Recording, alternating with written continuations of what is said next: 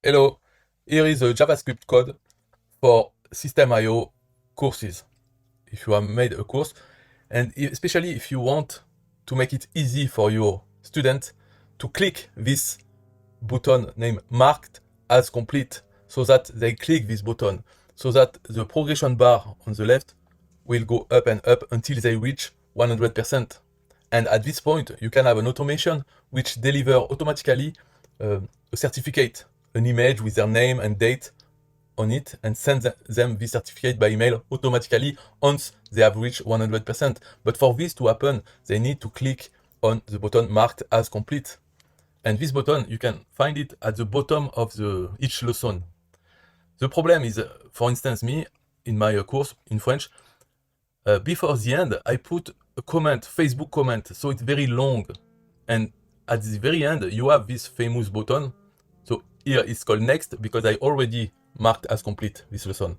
So the button is now next, but it's at the very bottom. So students, don't click on it. What we want is to put it at the top. And you can see in effect, for instance, the next lesson, here you can see the check mark. Check mark means this lesson has been marked as complete. But when there is no check mark, it means this lesson has not been marked as complete.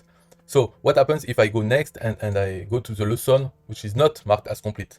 Next, and you will see now the button is at the top, marked as complete. And the next lesson also is not complete. So the next one, you can see it will show the button marked as complete. So it's very obvious for the student. They can click it and it will increase their progress bar. And the next lesson has been marked as complete. So if I click next, nothing happens, and the button next is at the bottom as it was always intended by SystemeIO. So really, this script is just to make this change. So if I click previous, you guessed it, mark as complete. Previous, again, mark as complete. But the previous one is not marked as complete. Has been marked as complete, so nothing happens. Okay, so wonderful. Now go to the script. It's in the settings of the course. Here, you have a box where you can put. And here you see I put comments. So from this to here, this is a function that you just have to copy and paste in your own course settings.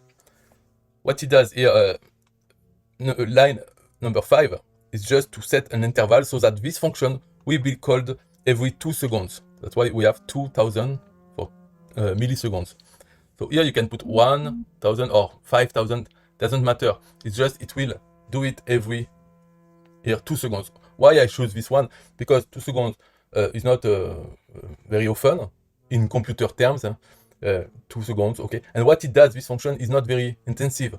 So it's like it's not here, but 2 seconds it will check. And what it does, here there is a if, so that, I put a if and 2 conditions. But the first one, and here it's separated with the end. So the first one is just to check if this marked as complete button exists. Because in the case of lessons which has already been marked as complete, this button doesn't exist. So it will just stop here and finish the function and be called again in 2 seconds. And so it's really light. But if it exists, now we have to check also if we have not already moved this button. So that's the second part of the script, of this condition. And if it has not been moved, then we are going to move it. And that's what it does here. So you can read it. You don't need to understand it. There is one specific thing in those 2 lines here. This is just because, I will show you, not very important, but it's because when the button is at the bottom of the page, you have a space here. And this space is a margin at the top of this element, the white background. Because the button here is inside another element, and this element has a margin at the top. So if we move this element at the top, we want the margin to be at the bottom in order to separate. So I will show you. I click next and next. Okay, so now the margin is at the bottom of this element. So you understand, because we put it at the top, we need to switch the margin from top to bottom.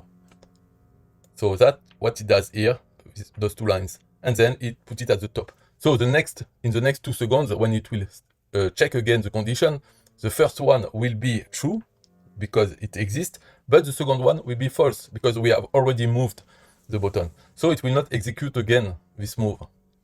So really, this function doesn't strain the computer because it's only every 2 seconds, and the function itself has a mechanism to make it very light, not to do it stupidly every 2 seconds. And even if it doesn't exist, have errors, no.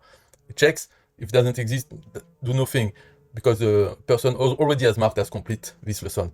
But if it's still here, then we move it one time, and that's it. The next time it will just check it, and never do it again until it changes. So now to finish, why I do it like this? Why it's so complicated? It's because of the way the SystemeIO courses interface is made.